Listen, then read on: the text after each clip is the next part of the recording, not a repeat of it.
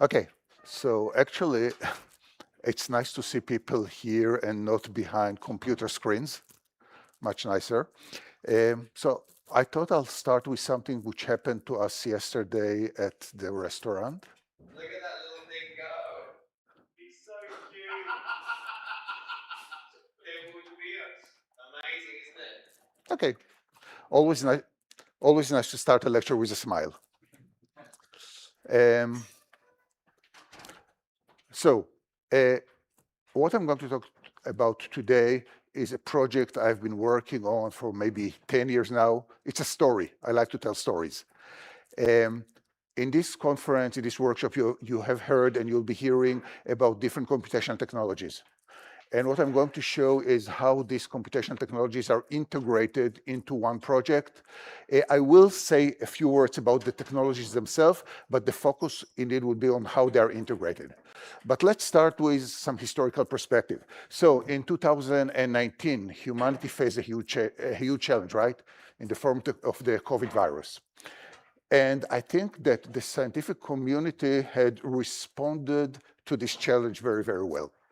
So before 2019, we knew very little about the COVID virus. But look, 6 years later, what do we have? So this is the genome. Okay, so this is the genome of the virus. And look of how many protein structure we already know. So over 1,500 main proteases of the virus, almost 2,000 spike protein. That's the protein which the virus uses to penetrate the human body, and over 1,000 different proteins. By now, we have 40 vaccines, 3 treatments for mild COVID, and 7 treatments to severe COVID. And all this within a span of 6 years. So I would say this is actually pretty impressive. But this is, of course, not the only challenge. So if you today now surface the net and you're looking for new challenges or emerging challenges, this is what you typically find. Health and food and water and energy and environment and so on and so forth. And I think that most we've heard until now, focus on this global health challenge, drug design and so on and so forth, and rightly so. Anyone wants to make a guess of how much cost the most expensive drugs for 2025? Just throw out a number. It's not a rhetoric question. Guess. $1 million. $1 million. Okay. Do I have 1.5 million? Anyone else? It's 3.5. You had this slide there. Yeah, I know. Sorry, it's for the surprise, but yeah. $4.25 million per one treatment for one person in a year. Okay, this is crazy. And these are the other numbers. Now, in 2020, this was the runner-up. This is a treatment for hemophilia. And this, where is it? And this small bottle over here costs $3.5 million, a single dose. It's crazy, right? If you think, these were all drugs for rare diseases, mostly genetic diseases, gene therapy, and so on and so forth. So let's look at small molecules. These are the most important, most expensive small molecules of 2025. $1.2 million. This is one of my favorite, Trifka. So Carl mentioned in his talk something about CFTR. So Trikafta by Vertex Pharmaceutical is one of the first oral bioavailability drugs approved for cystic fibrosis. Okay, so just look at this number, remember them. You have a good reason to focus on health issue. But I'm focusing on something else. And I'm focusing on global food security, which is also an issue. And why is it an issue? This is the increase of population over the time. And look at the steep increase over the last few years. In these two graphs down here, you see the number and the percentage of unnourished person around the world. And what you can see that until maybe 2014, there was either an increase, a decrease, But from this point on, either a stagnation or even a slight increase in the number or percentage of unnourished people. This is bad. Why is this? Several reasons. First of all, reduction in farming land. And this is also coupled with climate changes. Now, we all talk about climate changes all the time, and they're affecting also plants. So they increase the spread of bacterial disease on one hand. On the other hand, plants are less well equipped with this. So plants resisting pathway are downgraded because of climate changes.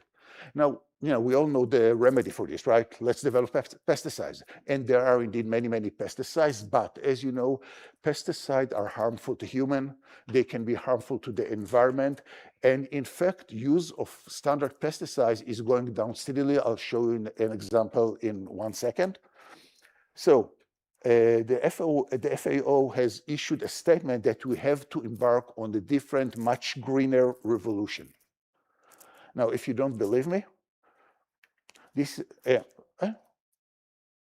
I forgot to copy it. Okay, sorry. So I'll go, sorry, I'm going the wrong way. Okay, so for some reason, 2 slides disappear, but I had 2 slides showing the decrease of usage of pesticide in Europe. And you see a constant decrease in the use of pesticides, and pesticides are being withdrawn from the market, and we need replacement. So we're going to use tools borrowed from classical drug discovery. You're not going to see here anything which is too fancy. You all know these tools, but still there are some points I would like to make about a few of them. So, okay. So tools of the trade, okay? And they are going to present it in the order they are going to appear in the presentation. We start with the pharmacophore, and after yesterday's talk of theory, I probably doesn't have to say anything about pharmacophores, but I will still say a few things. So a pharmacophore, you can treat a pharmacophore as the common denominator of the active compound. Important point. This common denominator should be absent from the inactive compound. Otherwise, you didn't do anything. Now, you can generate, pharmacophores were initially generated as a ligand-based method. When structures were unavailable, you only knew something about the ligands, so you generated ligand-based pharmacophores. However, today, probably the best pharmacophore models are generated from protein-ligand complexes. Why is this? 2 reasons. First reason, if you have a ligand, protein complex, you can put a pharmacophoric feature on the ligand whenever it makes an interaction with the protein. Now, if there is, for example, a hydrogen bond in the ligand, which is not engaged in an interaction with a protein, don't put a pharmacophoric feature there. You're just wasting energy. I'll go to it in a second. The other reason is that once you are using a ligand protein complex, you can also have information about the shape of the pharmacophore. Okay, so remember, pharmacophore is just a spread of functional forms, but the shape is also important, and you can get it from the structure. So pharmacophoric features are usually pharmacophores defined by these classical pharmacophoric features, which you know about. Second point, if you don't have a complex, you can still deduce a pharmacophore just from the site. So here is the binding site. So here is the binding site, and by putting pharmacophoric features against important residue, you can generate kind of a mirror image of the site and get a pharmacophore model. And lastly, you can generate purely ligand-based pharmacophore models just by taking a bunch of ligands, overlaying one on top of the other. You are making the assumption that during this overlay, each of the ligand is represented by its bioactive conformation. That is the conformation which it adopts when doing its biological activity. If you don't have the bioactive conformation, you are not going to find a good pharmacophore. Okay, a few more points just from years of experience. Screening against a pharmacophore model is way, way faster than screening against a docking. Okay, it's orders of magnitude faster. If you are building a pharmacophore model, play with the pharmacophoric features. Make sure that if you're going to screen a huge database, get a small hit rate. Okay, we are typically screening 100 million compounds using a pharmacophore model. If your hit rate is 10%, you are going to get 10 million compounds. What exactly are you going to do with them later on? So try to play with your pharmacophore so that you'll get a reasonably small hit rate. If your pharmacophore is too small, you're going to get many, many hits, and it's not going to be specific. If it is way too large, you may not get anything. So play with it. If you have inactive compound, it's probably not a bad idea to build a pharmacophore built on inactive compounds. It will help you to screen false positive, because pharmacophore, as well as docking, and actually as well as any experimental method, has a lot of false positives. Okay, so you can use a pharmacophore built on inactive compound to screen them out, and consider using a dynamic pharmacophore. It's actually a nice tool. Molecular docking. We've heard a lot about molecular docking in the last lecture. Just a few points. You know the idea, right? You have a ligand, you have a binding site, you dock. Okay? Simple. Molecular docking, at least in my view, is not the tool to tell you whether a ligand would actually bind to a protein. Okay, it makes the assumption that it binds, and it tries to find the best pose and the best energy score. And this is something I always tell my student: give me a little bit of time, and I could dock anything to anything. I can dock probably a small elephant into the binding site. Okay, elephant is too big, but I can dock into binding site compounds which are completely irrelevant. Okay, so just be careful with it. Scoring function, we have heard a lot about scoring function. Again, based on my experience, scoring function rarely correlate very well with binding free energy, with true binding free energy. Okay, you want good correlation, go to MD simulation, go to free energy perturbation, go to much more expensive method. These methods can, in a good day, pick out the better binders, but don't expect a high correlation. Okay, sometimes it works. Open a bottle of champagne. Usually it doesn't. Why is this? The reason that a docking process is a very, very, very complex process, and scoring function, if at all, treat only part of it. So let me ask you a question. This is something I love to ask my students. They usually do not know the answer. Why do ligands bind to protein? Have you ever thought about it? What is the driving force for a ligand to bind to a protein? Okay, let's try to break it down. It's not exactly the topic of the lecture, but it is important. So think about the following situation. You have a ligand happily swimming in solution, right? You have a protein happily swimming in solution. In order for the ligand to bind to the protein, you first need to desolvate it, right? You need to remove the solvent. You are paying energy, right? You have water molecule in the binding site. You need to desolvate them as well, right? You are paying energy. Next thing. A ligand is happily swimming in the solution with a certain energy distribution of conformation, right? When it goes into the binding site, this is usually not its lowest binding energy conformation in solution, right?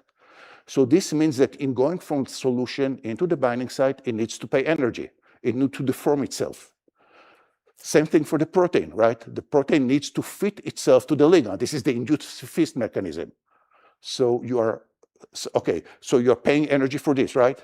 Now, ligand is happily swimming. It has rotational, translational, vibrational degrees of freedom. You put it into the binding site.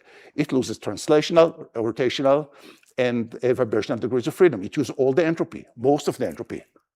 So why do ligands bind to protein? Until now, they shouldn't bind to a protein, right? Okay, so now you put the ligand into the protein. You get interaction. You get hydrogen bond, you get electrostatic interaction, okay? But think about it. When the ligand swims in solution, it can generate much better hydrogen bond, right? You have full flexibility of hydrogen bond, electrostatic interaction. So, okay, in a good day, you compensate for what you lost in solution in terms of electrostatic in the binding site, in a very good day. But this is a wash-off. So why do ligands bind to proteins? Hydrophobic effect. The reason is the hydrophobic effect, but the hydrophobic effect of what? Sorry? Of something else, of the water. The hydrophobic effect of the water. So when you take a ligand and you put it into a protein, you desolvate the ligand and you desolvate the binding site of the protein, right? So this basically means that you're taking a lot of frozen water molecule and you move them to the bulk. Each frozen molecule which is moved to the bulk, you gain about 2 kcal per mole, 1.5 kcal per mole. This is why ligands bind to protein, because of this hydrophobic effect of the water molecules. Most scoring functions do not even look at this. It's not easy to find out how many how many water molecule will move from the binding site to the bulk, right? So this is one of the reasons why scoring functions are not that great. Okay? Okay. Has nothing to do with the lecture, but I think it's a nice point to make. MD simulation, I know you're going to hear about them a lot, but we are using them in this project, so just a very brief overview. So MD simulation usually apply a force field. You usually use a force field, right? And a force field is basically a set of equations which describe interaction between molecules. Now, another question to you. How many Schrödinger equations do you know? 1, 2, 3, 4, 5. 1, right? There is pretty much one Schrödinger equation, right? How many force fields do you know? 5, 10, 20, right? Why? Because forces are empirical. There is no such thing as a correct or wrong force field, okay? There is something like a useful force field or an unuseful force field. A useful force field can reproduce experimental data, and then you can use it to predict something. An unuseful force field is unable to do this, so don't use it. But there is no basic truth behind force field. They're all empirical. There is some basic truth behind Schrödinger equation, so there's only one. Okay, so this is a classical force field, which you should all know, right?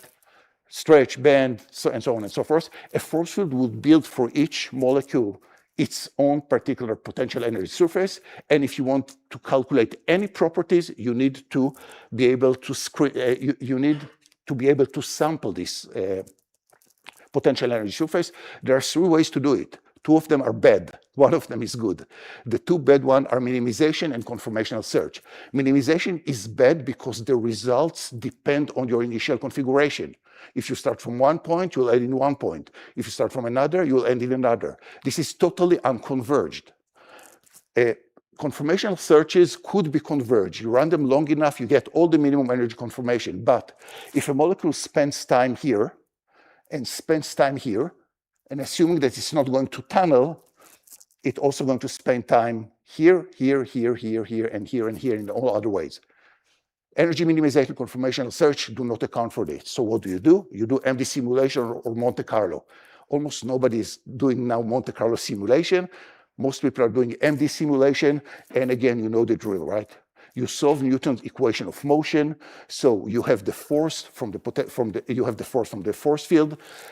From the force, you can get the acceleration.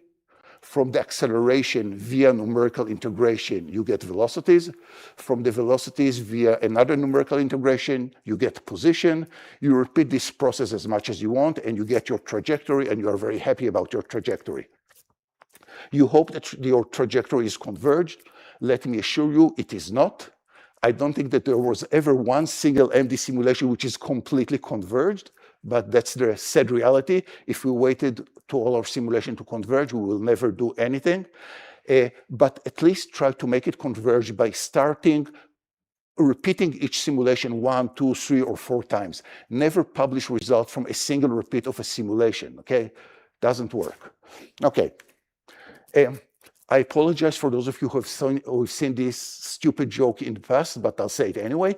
So the idea is the following. MD simulations are notorious to cross energy barriers. They're very slow to cross energy barriers. This is a calculation I did in my postdoc way too many years ago, but still the idea holds. So this is a very simple system, right? Methylcyclohexane, axial and equatorial. The equatorial is more stable by 1.7 kcal per mole. Energy barrier is about 10 kcal per mole. So at that point, which was like maybe 40 years ago, I calculated that in order to get convergence on this simple system, you need about 40 years of computer time at this point. So this is Moses taking the Israeli out of Egypt. It is not well known in the Bible, but his stretched hand over here, he basically initiated a simulation. And then he took the people of Israel to wander in the desert for 40 years. And when they got to the promised land, the simulation ended. Okay, again, this was 40 years ago. Today, it's much faster, but the idea holds. MD simulations are very slow to cross energy barriers, which means we need to accelerate it. There are many ways to accelerate it. A replica exchange is nice, and it's rather automatic. The idea is to run several replica at different temperature and let them exchange. And because you're increasing the temperature, you're increasing the probability of going over energy barriers, and you should be reasonably happy with this. So this works. The other one is metadynamics. And in metadynamics, you need to define several variables, and you need to nudge the simulation across these variables to make it sample region which otherwise it would not have sampled. This is less automatic to set up because you need to carefully select these variables, but you can do that. And again, you are introducing some bias into this whole process by selecting certain variables and not the other, but this is a very common method to accelerate simulation. Okay, so you have your simulation, you have the trajectory. What do you do with it? So this is something which was mentioned before. First thing you do, you look at it. Never ever trust numbers, okay? Numbers could be misleading. Look at your trajectory. One of my children came to me a few years ago and said, look, the numbers do not make sense here. Did you look at the trajectory? No, I didn't. Okay, let's go look at it. The protein completely disintegrated, okay? Look at your trajectory. Don't just trust numbers. And then there are certain kind of classical analysis you do. One of them is the RMS plot. Okay. Now, RMSD plot is good to look for convergence. Don't confuse it with thermal stability, and people still do that. The fact that you have two protein, one levels off after 6, I don't know, angstrom, and the other after 8 angstrom doesn't mean that the second one is less stable. It just means that it departed to a larger extent from its initial conformation. Has nothing to do with thermal stability. Okay. However, if you see something like this in RMSD plot, this is bad. This basically means that your protein is disintegrating. What you can look for is RMSF. Root mean square fluctuation basically gives you the fluctuation along the trajectory, and the fluctuation are in many cases correlated with stability. Okay, so if you see very high fluctuation, this region may be less stable. Okay, not always, but it can be less stable. One other analysis which I didn't show you, and this is a beautiful one. Everyone knows what DSSP is. DSSP is a secondary structure dictionary which tells you whether your protein is alpha helical, beta sheet, loop, and so on. Do DSSP analysis across the simulation, and you'll see which part disintegrates first. You get a lot of mechanistic information. You can do covariance matrices, and this is my favorite. You can project your trajectory on 2 dimension, kind of PCA, and from the PCA you can calculate free energy maps. Okay, all these are basic analysis tool. Depending on the specific result, on the specific project, you can invent other ones. Okay, this was kind of a grand tour of the tools. There's one more tool which we are going to use, machine learning. Okay. Either you heard or you will be hearing about machine learning. When people talk about machine learning, they usually emphasize the core algorithm. SVM, RF, very sophisticated neural network with attention mechanism and RNN and whatever. All this is correct, but please remember, a machine learning model does not depend only on the core algorithm. There is a whole workflow which you should follow. And the workflow is as important as the core algorithm. If your workflow is bad, no matter how good your core algorithm is, it's just not going to work. These are kind of classical workflow. You can use whichever you want. Keep eye for the following thing. You have to use relevant descriptors. If your descriptors are not relevant to the problem, then no matter what you do, it's not going to work. Make sure that the data don't leak between the training set and the test set. Otherwise, you are cheating yourself. Make sure that you are not chance correlated, do Y scrambling. Make sure that you are not overfitting, okay? There are a lot of things you need to pay attention to. And as you know, you always validate your model on an external test set, okay? Please do not validate it on a training set. You're not validating anything, okay? And as always, devil is in the details. So be careful with this. Okay, this was kind of ground two of computational method. Now we go back to the problem. And the problem is, how do we protect plant? And as always, the issue is the target, right? Same as drug discovery. In doing so, in looking for good targets, let's learn from the plants. And why is this? Plants and plants pathogen have co-evolved for millions of years. So pathogens are attacking plants. This is what they're doing for a living. The plants developed a whole host of methods to ward off this attack, to defend themselves. So we need to see what plants are doing to pathogens in order to try to find plant protectors. Now, many of the compounds which plants have developed are interfering with what is known as the quorum sensing machinery of plants.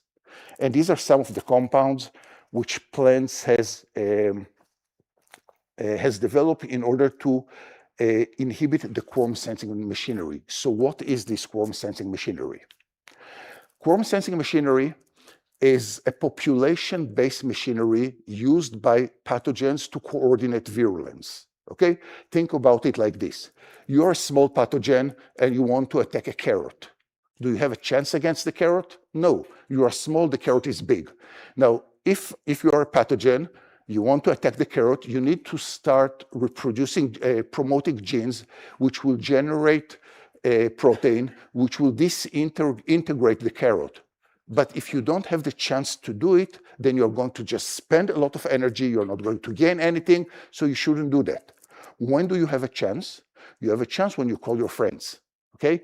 So if you have many pathogens which work together to attack the carrot, then you have a chance to do something.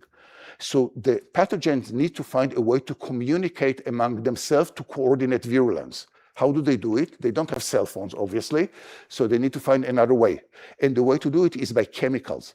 So basically, pathogens know to generate signal molecules which are read by other pathogens.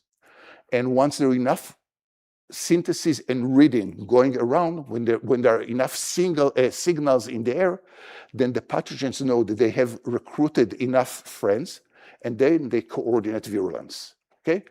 So they are kind of recruiting their friends, and then they are generating what is known as biofilm, and then they're attacking the carrot, and this is the only word in Hebrew you're going to see here. This basically means ugh, or something ugly, okay? So quorum sensing is a machinery used by pathogens to coordinate virulence. So the idea is, let's try to interfere with it. And why is it good to interfere with it? Because if you stop quorum sensing, you're not going to kill the bacteria. If you're using antibiotics, which you can and which people are doing, you're going to kill the bacteria. If you're killing the bacteria, what are you inducing? Resistance, right? If you don't kill enough bacteria, then the remaining one will be resistant. In quorum, if you are interfering with the quorum sensing, you're not killing the bacteria. You are just preventing them from coordinating virulence. Okay, so this is why the quorum sensing machinery is a good way to work. Now, if you're wondering what these are, okay, everybody knows who is this, right? That's Einstein. Who is this? Anyone wants to guess? Also very famous. Yeah, Pablo Picasso. And why do I show them? Because this picture were made of bacteria. So apparently there is an artist who is growing bacteria colony and then kills them in a very precise way to generate pictures of famous people.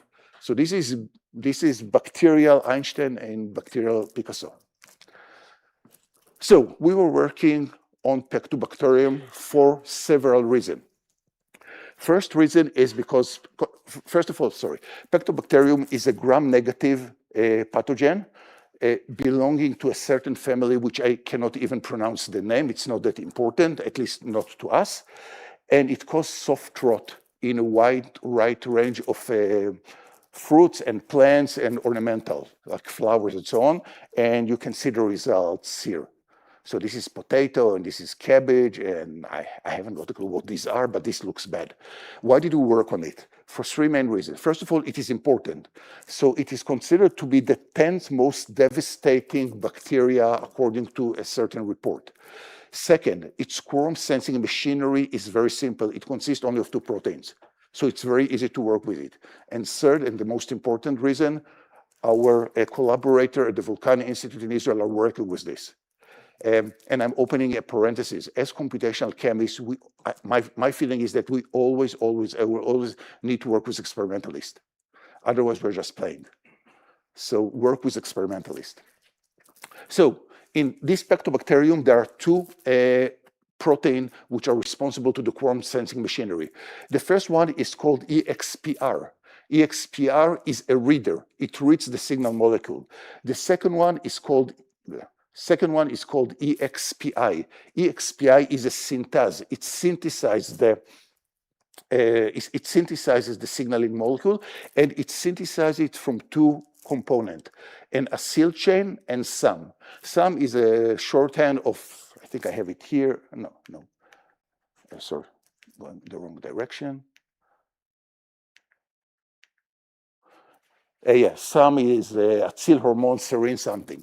Okay, so two components came into one and are synthesized by this protein. So the question would be, which of the protein do we want to inhibit? The writer or the reader? We'll get to it in a second. First thing we did is a consurf analysis. A consurf analysis is basically, you take a sequence of a protein, you submit it to a multiple sequence alignment, you get a bunch of sequences, you align them, and then you look at conservation patterns. Okay, and we did it with a program called consurf. It's a free web server. At least it used to be free. So we did it both for the EXPI and for the EXPR. The color coding is shown here. The more dark the color, the more conserved is the residue. You notice that there are several black arrows around above several residues. We'll get to them in a second. So we have a conservation pattern for the reader and for the writer. We then took 5 structures, either crystal structure or homology modeling. When we started this project, sorry, there were no AlphaFold. So this was pure old-style homology modeling using Modeler, which actually generated nice models. So we took 5 crystal structure models, and we took 35 ligands known to interfere with quorum sensing of bacteria. Now, to be honest, we knew that they interfere with the quorum sensing machinery. We did not know how. Okay, so we did not know whether they are binding to the writer or to reader or something else downstream. Nevertheless, we took them, we docked all 35 ligands into all structures, and we simply counted the number of interaction made with each residues. And we saw actually a nice correspondence between the number. So, for example, these residue interact with, I don't know, 35 of the protein and so of the ligand and so on and so forth. And we saw a nice correspondence with the interaction pattern here and the conservation pattern in the previous slide. So ligand tend to interact with conserved residue in the binding side of EXPI, the writer, and EXPR, the reader. Using this, we can build a pharmacophore model. So using this information, we built a site-based, we didn't have crystal structure of complexes, so we built 2 site-based pharmacophore models, one for EXPI, one for EXPR. And as I'm going to show you in a second, in Pectobacteria, the EXPI is the more relevant target for quorum sensing inhibition. So basically, we can start a virtual screening. But before starting a virtual screening, we wanted to look at specific molecules to see what can we learn about specific molecules. So this is salicylic acid. Okay, you know all salicylic acid, it's part of aspirin. And this is a known compound which mediates systematic acquired resistance in plant. So salicylic acid is a plant hormone. Plants use it in order to acquire resistance. Our question was whether it can also interfere with the quorum sensing machinery. So we did a bunch of experiments. And when I say we, I'm talking about my collaborator. I didn't do any of the experiments. So all the wrong things about the experiments are on me, are on them. And all the wrong things about the computation are also on them. No, I'm just kidding. So you have here down here, before I go to the explanation, there is a correspondence between the colors of the writing and the colors of the arrows, okay? So down here you have 3 strains. One strain is a wild type strain. One strain is lacking the reader, the EXPR. One strain is lacking the writer, the EXPI. So this is on the left-hand side. This is the native strain. You put salicylic acid. You see that it interferes with quorum sensing, and we see it by the decay. So we are measuring the decay. The lower the decay, you remember when the pathogen attacks the carrot or whatever, they decay it. So you're looking at the degree of the decay. Okay, makes sense. Now this strain over here in the middle, this is EXPR, the reader. Okay, sorry, this is a strain which is lacking the reader. And as you see, the strain which is making the reader is virulent. So if the strain which is lacking the reader is virulent, then even if we inhibit the reader, we're not going to do anything. It's virulent with it or without it. The one on the right is the most interesting. So this is the strain which is lacking the writer, the EXPI. And you see that it is not virulent. This is this point here. You add to it salicylic acid, it doesn't do anything. Of course, if it binds to the EXPI and the EXPI is not there, then it's not going to do anything. What we did say is that if you add from an external source the molecule which EXPI synthesizes, then you can regenerate the virulence. And if you are trying to inhibit it by adding SA, you're not doing anything, because the molecule was added from an external source, not through the synthesis by EXPI. Take all of this together, and our conclusion was that we should inhibit the EXPI. Okay, so we did some work. This is, again, the binding site. And this is down here, this is how salicylic acid binds to EXPI. And it forms an interaction with this phenylalanine. It's important. But there is something else in the vicinity, another tryptophan. Okay, so we thought that EXPI binds directly to, that salicylic acid binds directly to EXPI, but we needed to prove it. So we did docking. But docking it's not a proof. Best case, it's a recommendation. But we did experimental work, ITC. And in ITC, we looked at the signaling molecule, the salicylic acid, and we also planned a mutation, which I'll go to it in a minute. So first of all, you see that these are the experimental results. These are the docking results. They happen to collide with they happen to correspond to the experimental result, which was nice. Now, because we thought that this was an important interaction, we said, okay, let's mutate it to alanine. So this is a mutation to alanine, F82A, and docking results are lower, binding affinity is lower, but it's not completely diminished. Why it's not completely diminished? We think because of this guy over here, the tryptophan over here. So once you mutate this to alanine, the salicylic acid can still bind somewhat to the tryptophan. So it compensates the loss of one interaction by another interaction. And over here, actually, we did something nice.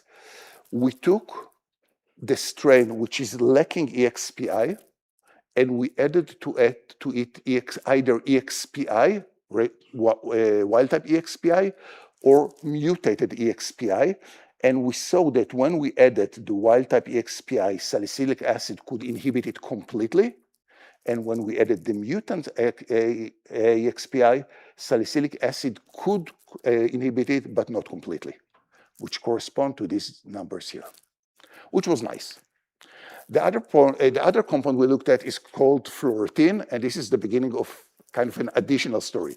So fluoretine is a plant protector. It is a known plant protector. It is produced by pears and by apples to ward off this Erwinia milorva, which attacks the plants and the pears. So this is a compound which plants develop in order to word of this attack.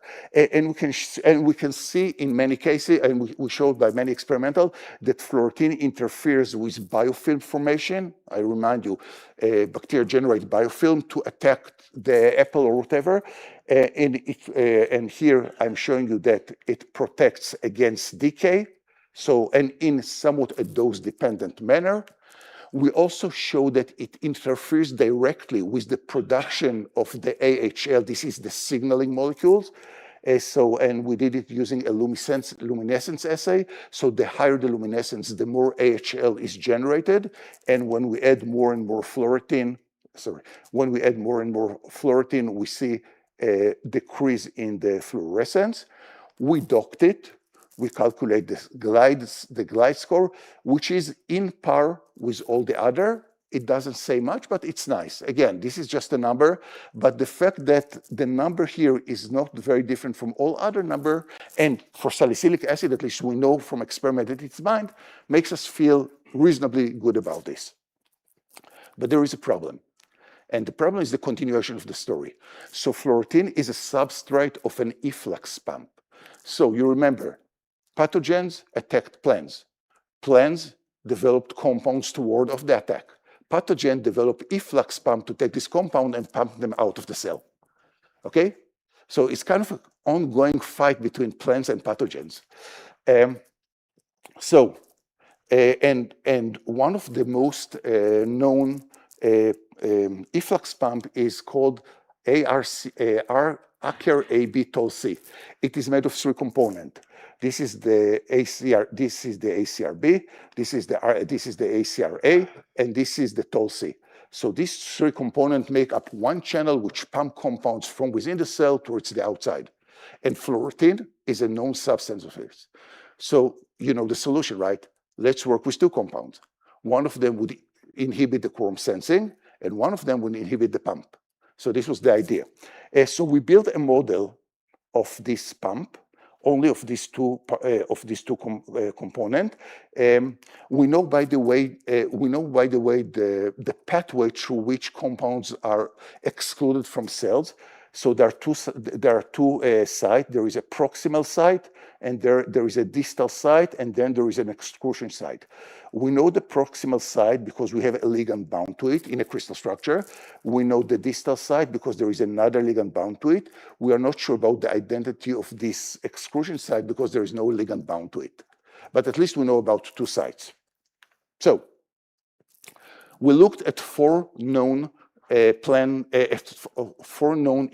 pump inhibitor, and they are shown here. The experimental results are shown here. And the idea is actually simple. We are using actinium bromide. So if the cell is completely dead, then there is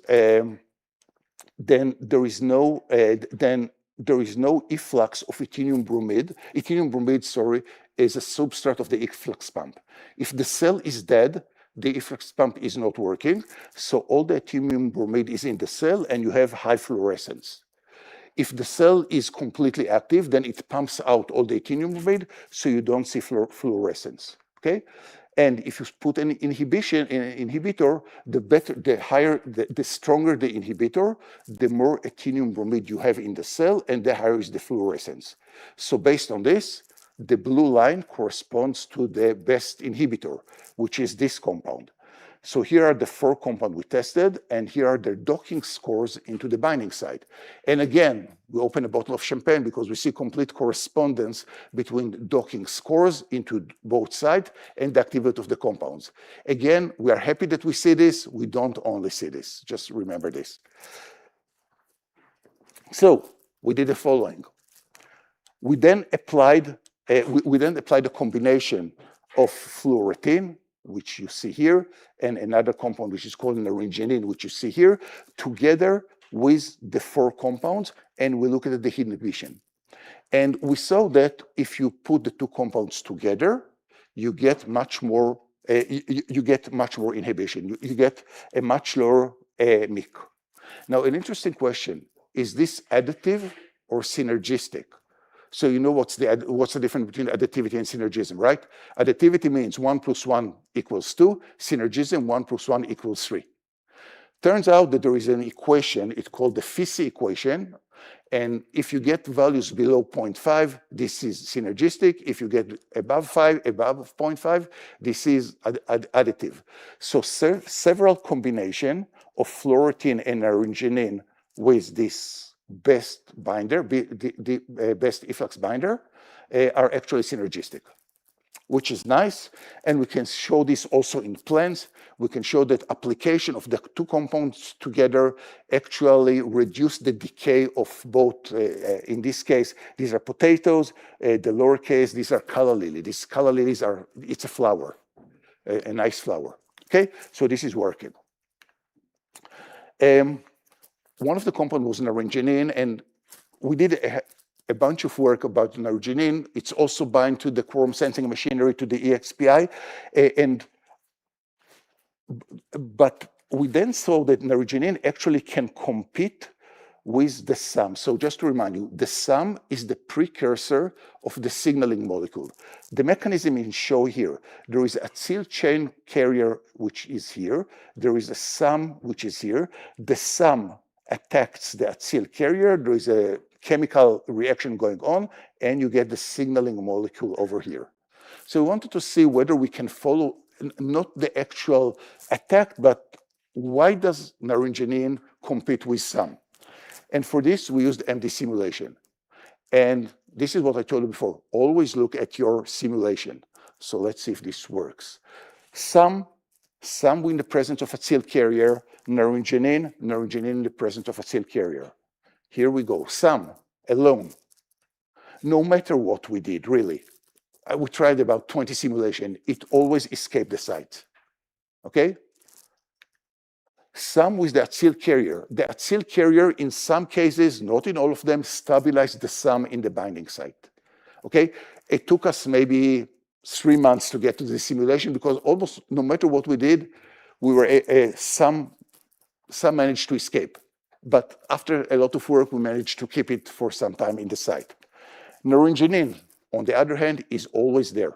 Okay, we put the naringenin, no matter what we do, it is in the site, irrespective of whether the acyl carrier is there or not. We have result of MMGBSA calculation calculator over the entire trajectory over here. For this, we could not calculate anything because it just escapes from the site. The numbers here are pretty much similar.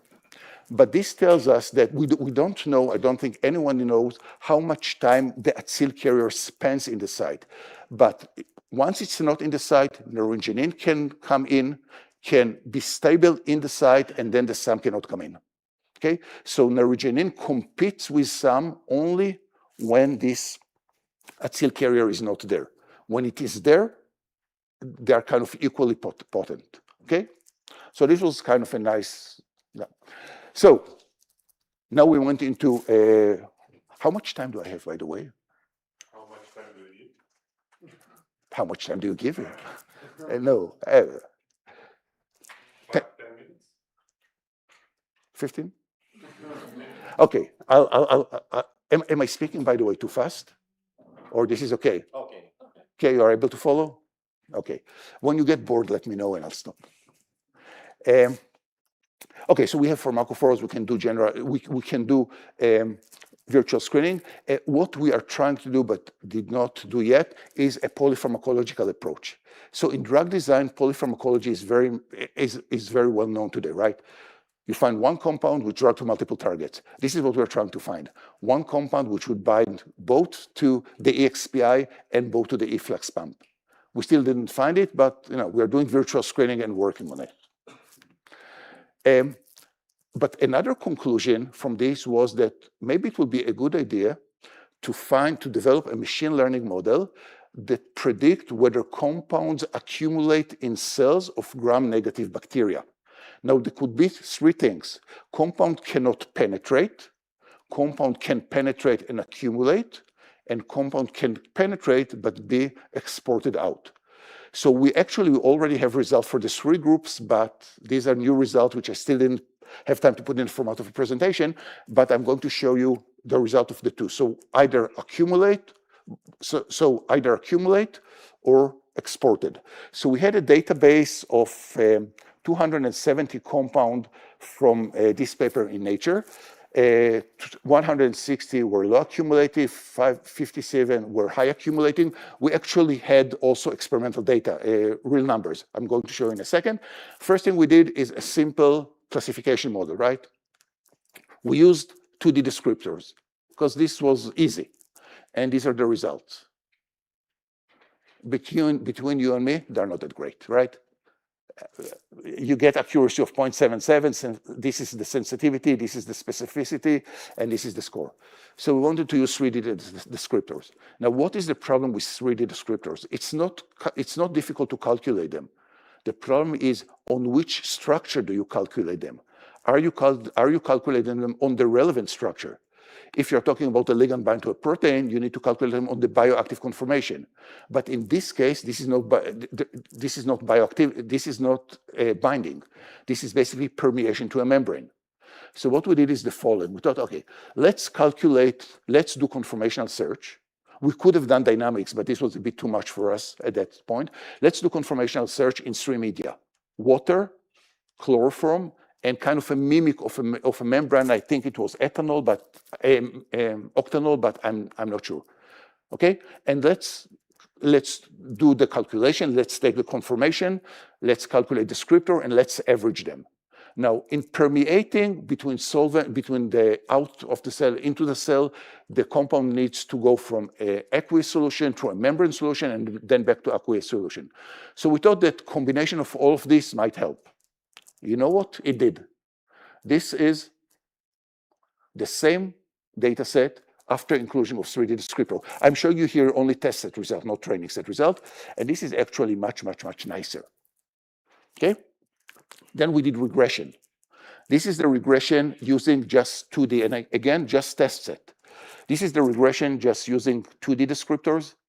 This is the regression when using 3D descriptors. It's not perfect. We have these 2 or 3 irritating outliers. We still don't know what to do with them. But you see, in this case, using 3D descriptors, which in our view makes sense because they were calculated from solution conformation, improve the result in a dramatic way. Now, if I have 7 more minutes, I can talk about a different project. Do I have 7 more minutes? Hey, it's up to you. Better to cut a little bit. Sorry? It's better to cut a little bit, so just to save time for the next lecture. Okay. If you can skip it. I can skip it. Thanks. Okay, that's a different project. Just so you know what you're missing. Okay, so take-home messages. Okay. I could have, I could have formulated a list of take-home messages. Okay, I think there are 2 important things here, or maybe 3. First one, methods used in drug discovery could be used in other fields. In this case, agriculture, plant protectors. Okay. I didn't say, by the way, in the previous project, we did the virtual screening, and we actually got active compounds. Sorry, I forgot to mention, this is the most important part. We did get active compounds, we tested them, and now there are several companies who are interested in them. Sorry, I cannot show you structures, but this method, virtual screening, followed by classical optimization, did lead to active compound. It's not just a game. We actually got something from it. The problem with it is that the compounds are expensive. Current pesticides are very, very cheap. Expensive compounds are a problem, but we're trying to tackle this problem. But take-home messages. So it works in the field of agriculture. That's point 1. Point 2, which has nothing to do with this project. When you're doing a computational work, always, always, always validate your work. And so if you're an experimentalist, you do an experiment, right? You put a negative control. Yes. You put a positive control? Yes. If you're doing a calculation, put negative control, put positive control. Most people do not do that. Most people say, this is the active compound, here's the simulation, it works. Now take the inactive compound and show that it doesn't work. Otherwise, my claim would be that it would always work. Okay? Computational chemists, for some reason, do not put positive and negative control, do that. And the last thing is, you have so many computational tools, and to me, the fun part is that each and every project requires its own unique combination of tools. So it's like a Lego. You have many, many Lego building blocks. Build the workflow which you like, build the workflow which most suitable to your project, and most important, have fun when you're doing it. And, sorry, people, I'm just talking. These are people who are doing the work. These are the funding agency. And again, I apologize if someone heard this before. There is absolutely no correlation between the size of the logo of the company and the amount of money they gave us. Thank you for your attention.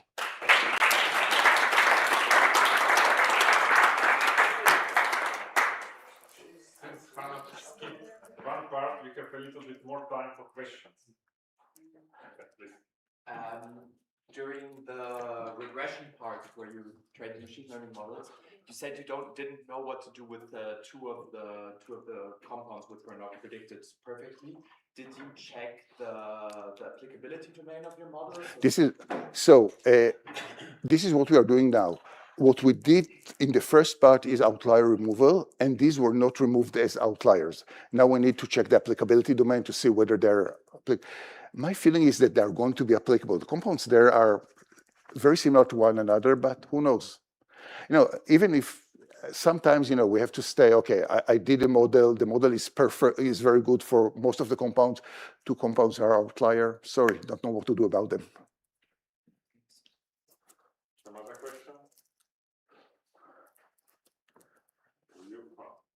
At the beginning of your presentation, you mentioned that. Sorry, I get. Yeah. So at the beginning, you mentioned that you should be super careful when you're training machine learning model on like MD trajectories. That you should carefully split the data to training test set. Do you have any recommendation how to do that, or what you should? Yeah. So there are several ways to divide a data set into training and test. There are rational way, like Stone Kennard method. So rational ways basically try to make sure that the training set and the test set span the same chemical space. If you do that, then your algorithm may be a little bit too optimistic in the results. What most people are doing is random splits, but if you do random splits, you need to repeat them multiple times and report results as average and standard deviation. And then people are sometimes doing split based on Bennis-Murko scaffolds, which is considered to be more problematic. Not more problematic, a more difficult split for the model to cope with. But if you're interested in, send me an email. And recently I came across a paper which lists about 10 different ways to do the splitting. And I'm happy to share it with you. Other question? Okay, so thank you once more. And since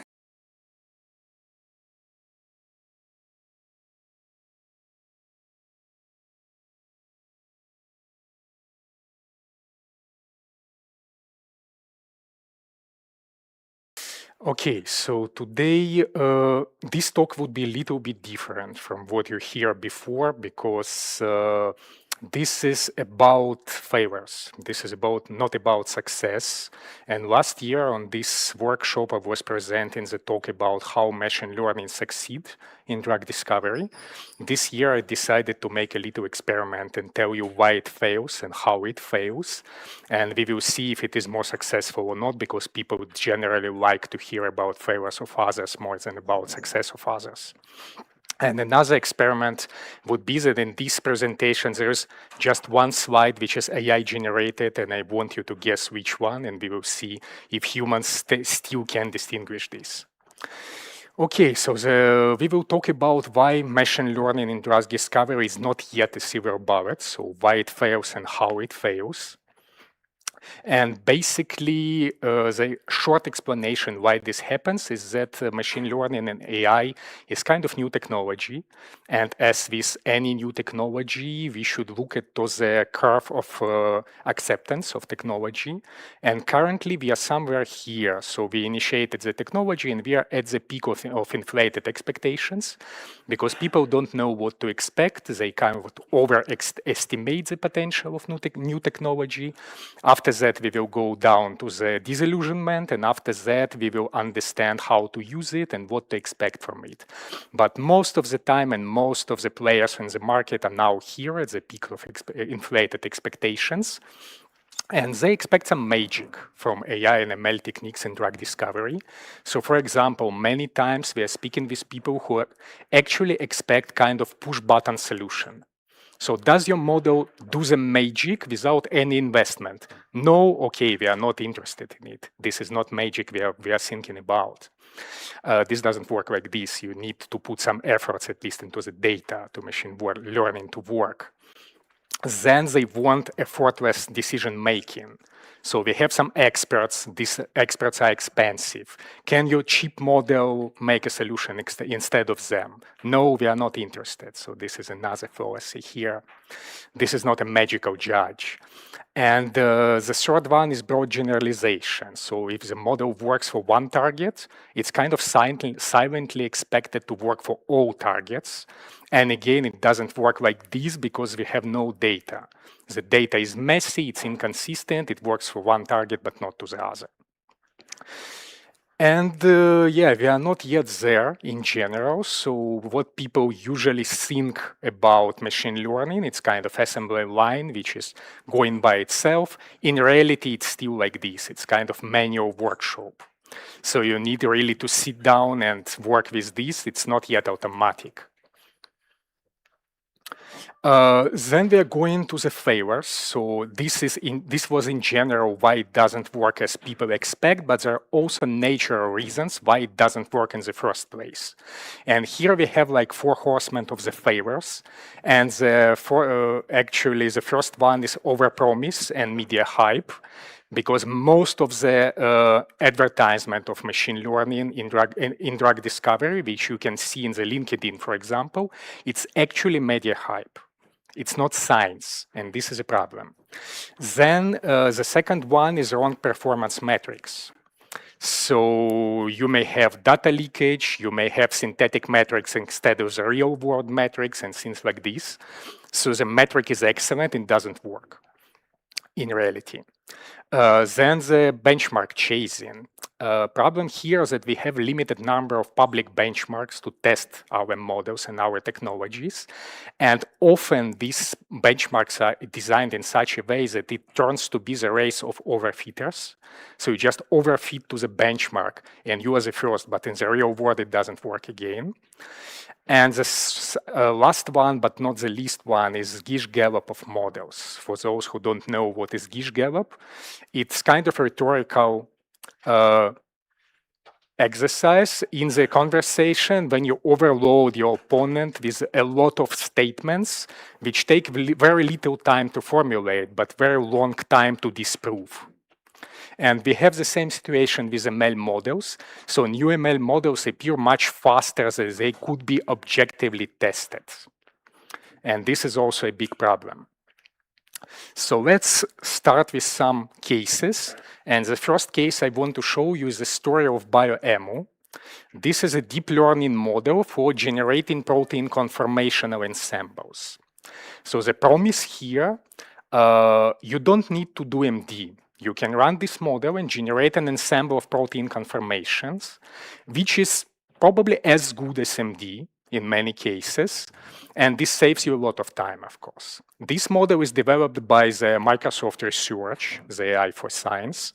So this is very respectful, let's say, player in the field. And it's published in Science with a feature cover image of Science. So this is something, and this is actually advertised as a groundbreaking research. Of course, it's backed with a huge advertising campaign from Microsoft. It was everywhere on the LinkedIn, social media, everywhere.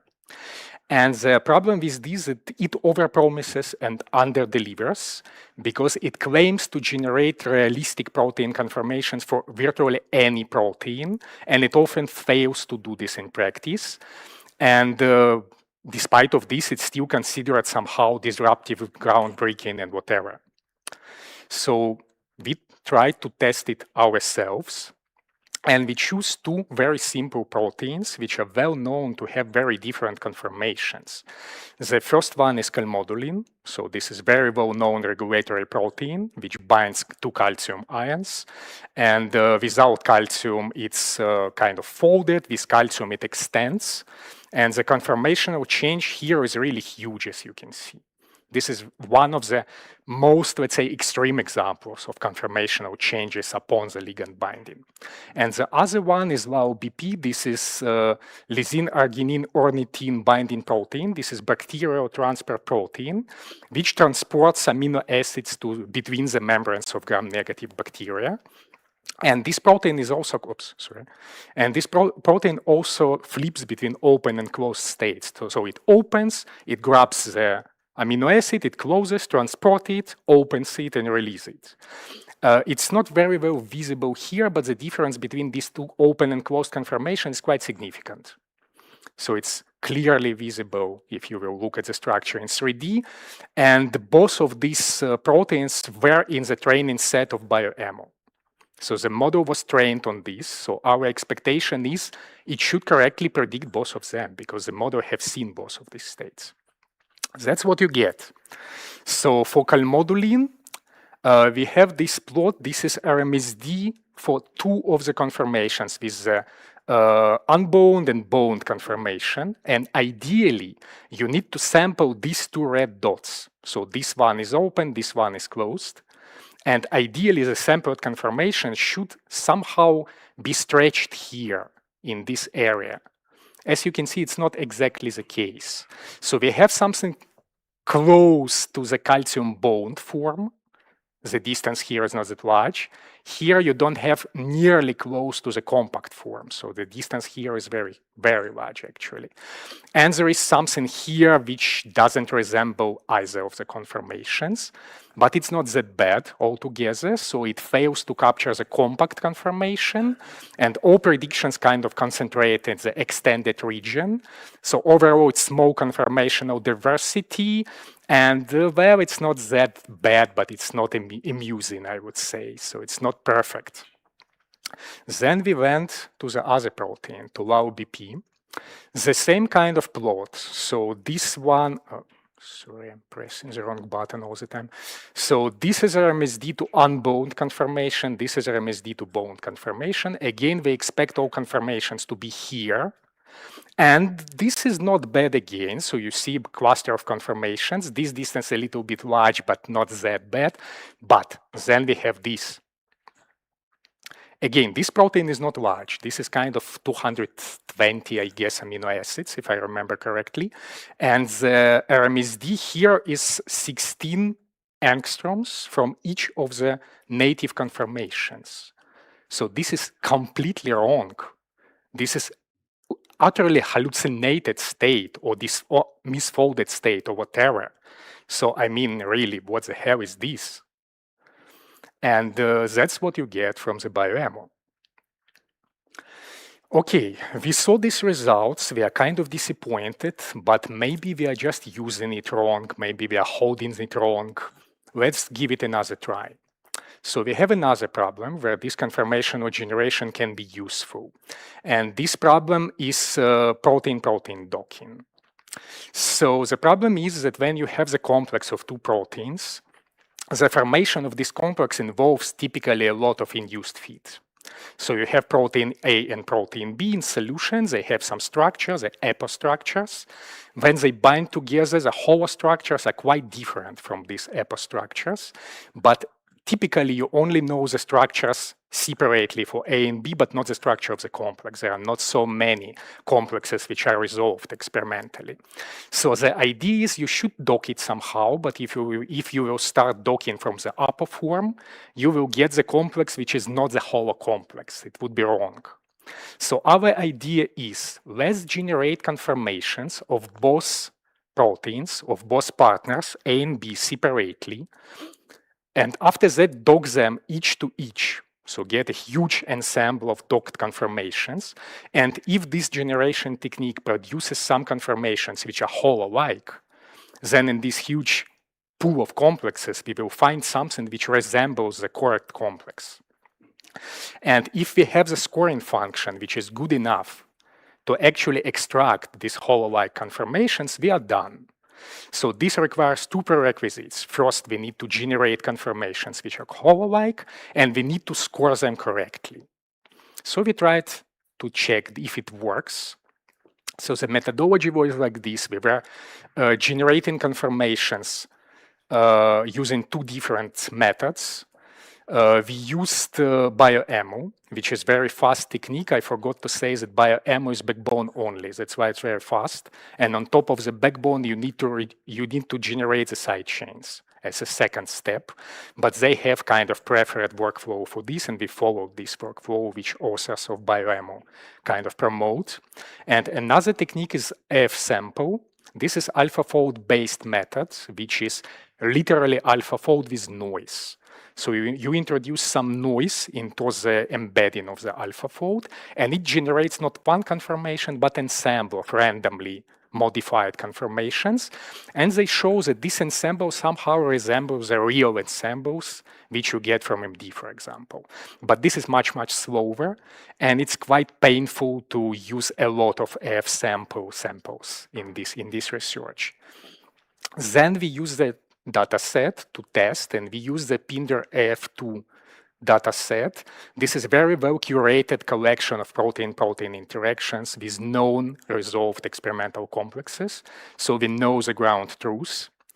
And as a docking engine, we used HDock. This is classical rigid docking, which is very well established, very fast, very precise. The only problem, it's rigid. So it have to see the correct partner proteins to make the complex right. And for the scoring function, which have to fish for these rare conformations we want to extract, we use different scoring functions. We used HDock itself scoring function, which is physics-based plus empirical terms. We used HotDoc3, which is purely physics-based. Then there is one which is geometry-based, and two scoring functions which are ML-based. These are relatively new, I guess like 3 to 4 years before they were first published. And these two scoring functions, these DMSIF and Piston, are actually claimed to be much better than the physics-based scoring function, so we decided to test it.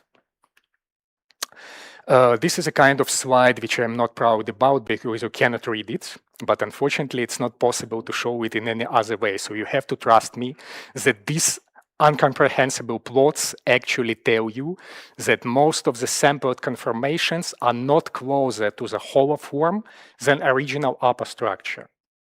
So the methods generate something reasonable, but these conformations are at the same level as upper structures. They're not closer to what we have, you need to see in the complex. And many generated structures are actually worse than upper. So they are further away from the holo conformation. And this is different between the techniques. So for bioammo, nearly all sampled conformations are worse. So if you use bioammo on the upper protein, you are actually doing it worse than it was before. So it doesn't make any sense. For AF sample, most conformations are as bad as upper. So this doesn't give you a lot, but at least it doesn't make things worse. And after that, we applied our scoring functions and tried to rank anything which was a little bit holo-like. And we found that none of these scoring functions actually able to find the needle in the haystack.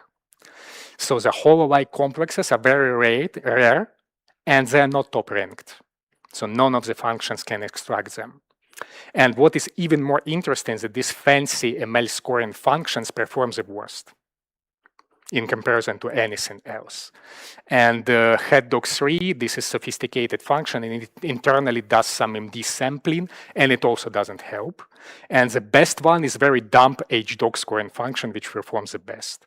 So the takeaway, keep it simple. Okay, so let's go on. And yeah, this is kind of summary for BioAmmo. This is a science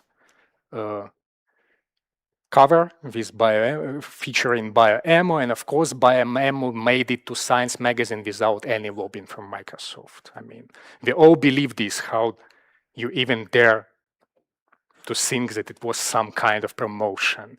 And this is an important disclaimer. Yes, we are jealous to the science cover. Okay, next thing is Boltz-2, and not prediction of the protein structure by Boltz-2, but binding affinity prediction. Because you may or may not know that Boltz-2 is able to predict the binding affinity when it does the co-folding of the protein with the ligand. And it was again kind of massive advertisement that Boltz-2 does this better than the classical docking, at least, or maybe even better than some complicated techniques like FEP or semi-empirical methods. So what we try to do, we try to check this. So because Boltz-2 co-folding is able to predict these affinities, other methods are predicting these affinities in almost the same way, so they're directly comparable. So we try to compare this. And that's what we get.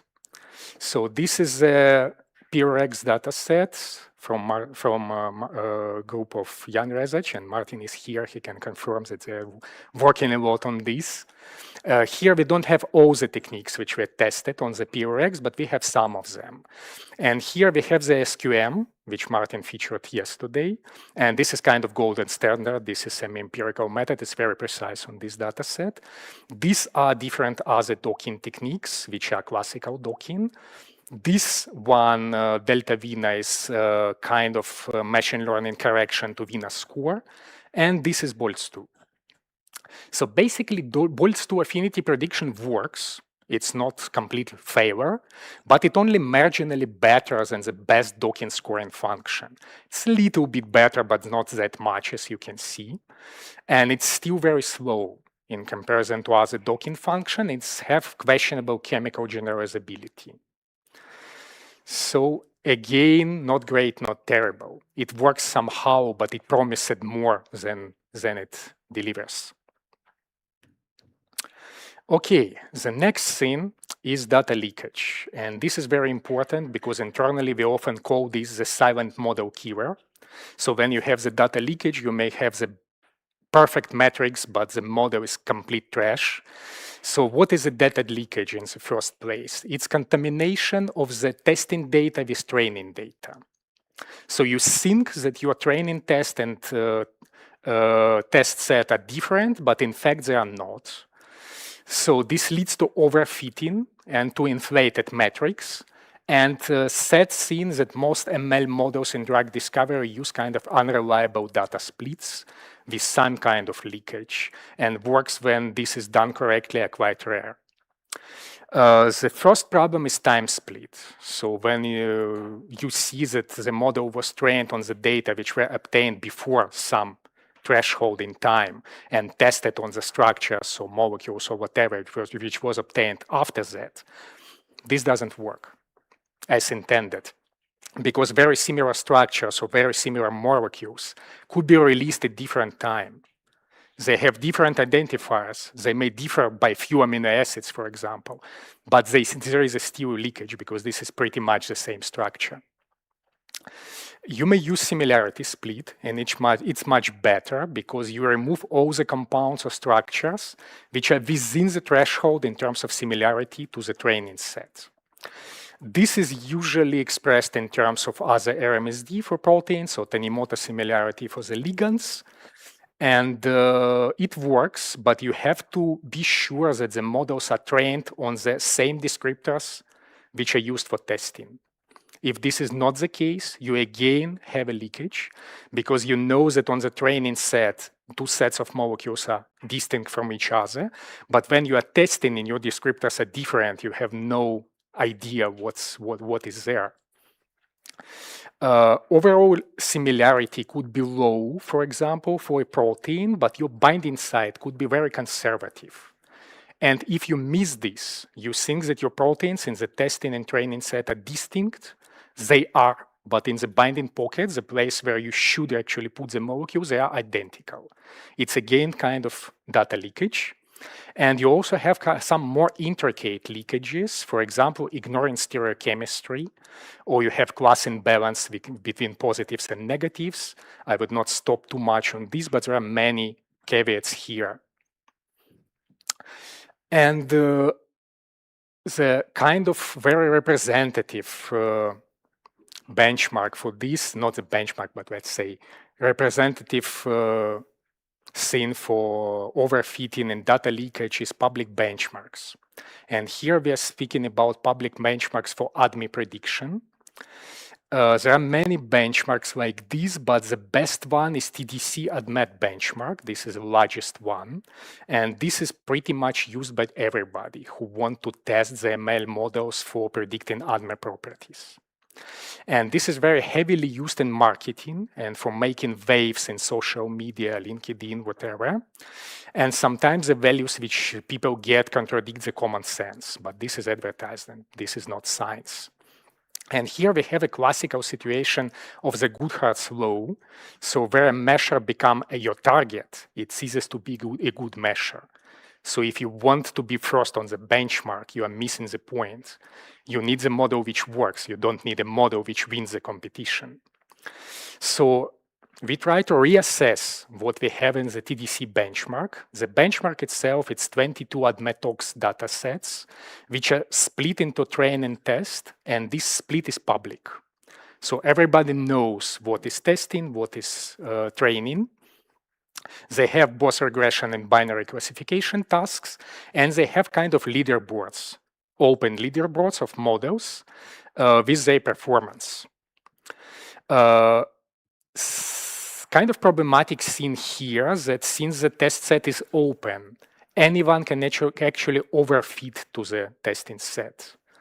And as I will show you, some competitors do this. And also the TDC updates this data set from time to time, but there is no clear versioning. So you never know which version the model was tested against. So what we did, we analyzed kind of top performing model for several of these benchmarks to see if they play fair, and spoiler, not always. So this is how it looks like. And here you can see, for example, the prediction of the here. And this is human intestinal absorption. This is very well-known metric and very important in drug discovery. So this data set is quite small. It's about 600 compounds. And it's important to understand it's not very well measured experimentally. It's quite complex assessment. So the experimental accuracy is at most kind of 0.7. If you will compare between different labs, it may be even 0.6. And this is binary classification. So either it's permeable or not. And in such kind of binary classification, you always see kind of label flips. So imagine that you have a threshold of 0.5. If it is below, it's not permeable. If it is above, it is permeable. And your value is 0.51. So some small random fluctuation will flip you from positive to negative and back. And with all these conditions, if you see the metric which is higher than 0.99, it's kind of red flag for overfitting, at least for me. So, for example, the best model here is 0.993. I mean, I don't believe it. And the other thing which you can see here is that the distance between the competitors here is on the third digit. So there is a tiny difference which is not statistically significant. So what's the point to be the first or second, but people do advertisement based on this. And we did some analysis for the data leakage to see if it actually contributes to these inflated metrics. And these are some of the results. For example, this is the model which is used for predicting CACA2, another kind of permeability. And this is quite well known as XGBoost architecture of the models. It performs as top 2 for this CACA2 dataset. And what they did, they randomized the train and test split. Well, this is a valid way of doing this, but you should keep in mind that in the TDC you have the test train split which is predefined. So when you do the train test yourself, you are getting different tests and different train, and after that you evaluate on the predefined train set, test set, sorry. Funnily enough, they use kind of random seed of 42, the pun intended here, surely, in the published model, in the paper, but the problem is that even in this 42, at this magic number, it overlaps with the testing set from TDC. And you can see it here. So this is a similarity, Tanimoto similarity of molecules. Blue is the correct test set from TDC, and orange is what they used. And they have a lot of molecules which are almost identical. Similarity 0.9, 0.95. And this is clear leakage. So the second place is kind of questionable here. Let's go to the other one. And this one is much more interesting. Because this is very interesting model. This is what they call the foundational deep learning model. This is called MiniMo. And this model is trained on different types of data. It trained on the transcriptomics data, biochemical assays data, and also some quantum chemistry data, some quantum descriptors. The problem here is that with this kind of data, you cannot retrain your model on the TDC train set only, because TDC doesn't have transcriptomics or quantum. It's not possible. So the only way to work with this and to avoid the leakage is to remove the compounds from your distinct training set, which are the same as in TDC. And they did it. In the paper, they have the whole workflow. They explain how they did it. So they used canonical smiles, and after that, they computed the overlap between their smiles and the smiles from TDC. And they removed about 12,000 compounds altogether. It seems to be absolutely correct. Problem is that it's not absolutely correct, because some smiles doesn't have chirality annotations. So you have the stereocenters, for example, here in the TDC benchmark, you have 1, 2, 3 stereocenters here. But in the minimal training set, the same compound is represented by the smile without stereo annotation. And you don't know which chirality is here.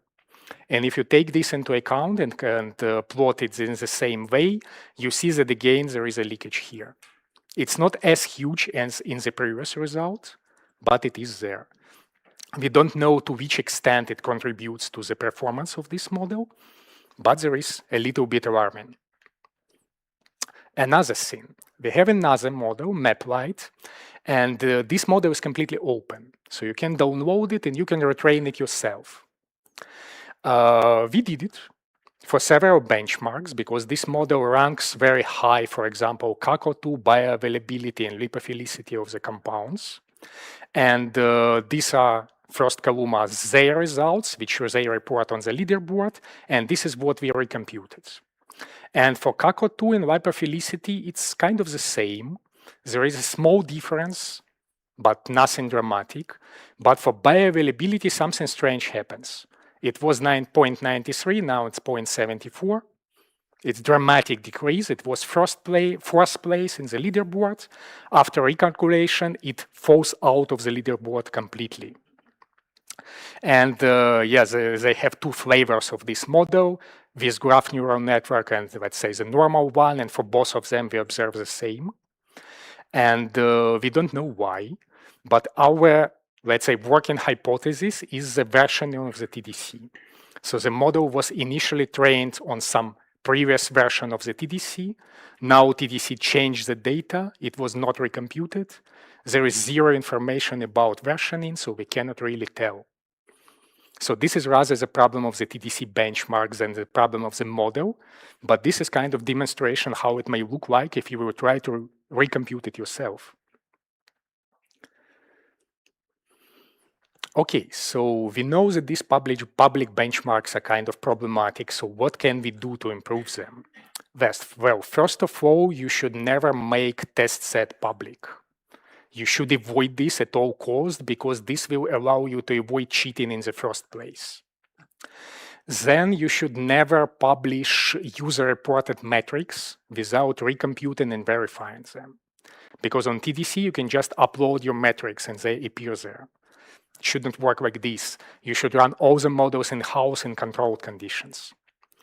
And you should make distinct leaderboards per each dataset version, and the version have to be there. And of course, you should clearly separate leaderboards for the models which are trained on different kind of data. So for example, the models like Minimal, which cannot be physically retrained on your provided train set, should be in the other category. Right now, we don't have the public data sets which satisfy all of these conditions, unfortunately. Okay, and we come to the conclusion.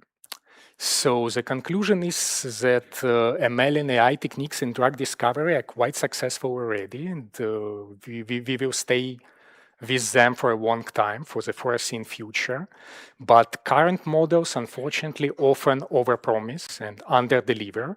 And we are in the situation of marketing hype and leaderboard races, which prevail over scientific rigor and scientific discussion, which is kind of sad. And the more data we have, the better the situation is, but nobody wants to collect the data and curate it. So it's kind of new oil, but oil is dirty, nobody wants to dig it. And the most optimistic part, the humans are not being replaced yet in this domain. And thank you for your attention.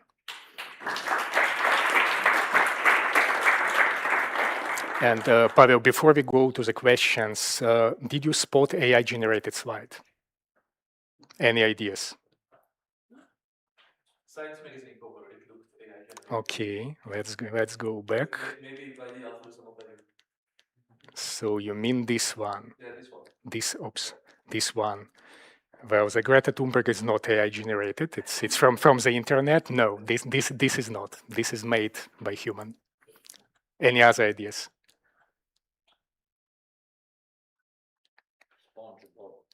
No. You mean this one? Okay. Yeah, this one. Yeah, that's correct. That's correct. But the SpongeBob was added by me, but the text is AI generated. Yeah. Actually, you can see it a bit by how the font looks. That it's like the glyphs there, like non-identical. Yeah. Well, it's not actually because of this, because the slide is made by hand anyway, but the text is generated. Yeah. Okay, so any questions? Yeah, so I have one regarding the emojis I'm using myself. Mm-hmm. So the problem also is that HPacker kind of does stupid things after you generate the backbone. For example, it can put tyrosines like this, which is then unresolvable Yes. by MD. And I'm also like asking for your test, did you also, after it was run, do the MD minimization and also ran some quality checks using some empirical quantum mechanics? So it's out stupid structures. no. The answer is it was kind of stupid test in a way that we just run it out of the box and see if it works. And it doesn't, but it doesn't make a lot of difference here because you are digging for the conformations which are close to the hollow conformations anyway. And if you have something crazy like this linked rings or something like this, it will just have very low score. So it's kind of eliminated by its own. So I don't think this is a problem here. Yeah, like for me, it can be still sort of valuable if you do a lot of checks, like some other calculations to see if the poses are reliable. Instead, you can use it then as seeds for the MD simulations and explore the space a little bit faster. Sure, but the most alerting is this one. Yeah. Because I mean, if you have anything like this is complete hallucination, and this any kind of minimization would not remove it. Yeah, so we have to filter it out. Yep. Other question? Yeah, I had one short comment and one short question. So first, the short comment. You say bolts to affinity module is not good, not terrible. I would say actually it's not good and also terrible. Because in practice it's more or less like a PCM model, proteochemometric model, and it means that in the exact situation that you want it to work, it will not work. So in domain, likely it will work because it's trained basically on camel data, and the moment you do something new, it will not work. And that's where these, let's say, weaker scoring functions from docking, at least they will have a little bit of generalization or Absolutely. less data generalization. Yeah, absolutely. That's exactly what is mentioned here. The generalizability is kind of problematic. Yeah. Right.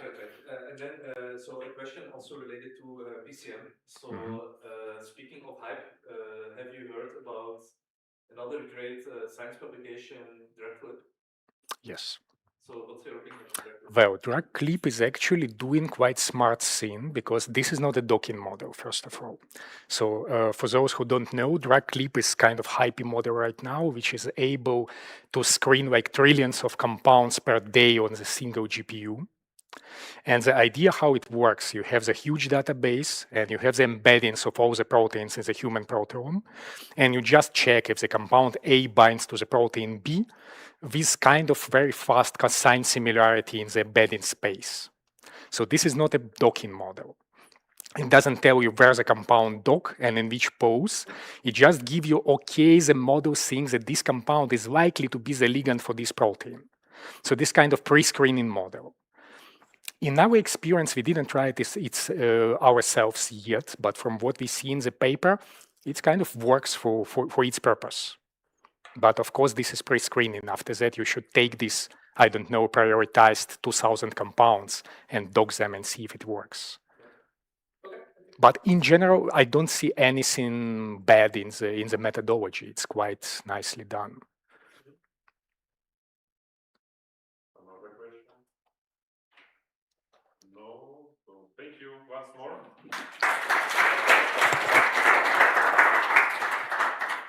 Just short announcement.